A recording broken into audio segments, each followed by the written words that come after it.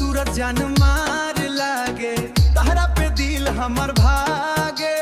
गोरे गोरे गाल तोहार लागे चांद उतरल बाजारे।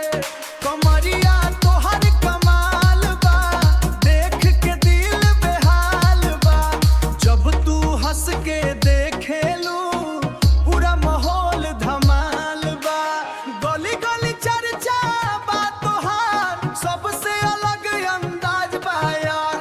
चलत बाड़ू जब तू धीरे, रुक जाला सबके नजरिया रे।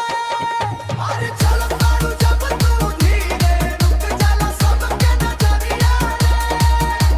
अरे चलत बाड़ू जब तू धीरे, रुक जाला सबके नजरिया रे। नैन तोहर जादू करेला, दिलवा के घायल करेला। ओहनी से खुलसत ना करे ना, लागे कोड़े में फल फरेला।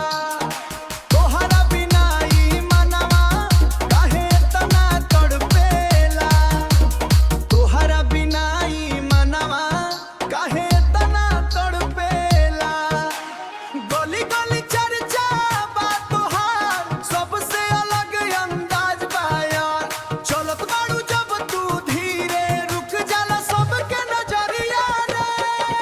अरे चलत बाड़ू जब तू धीरे, रुक जाला सबके नजरिया रे।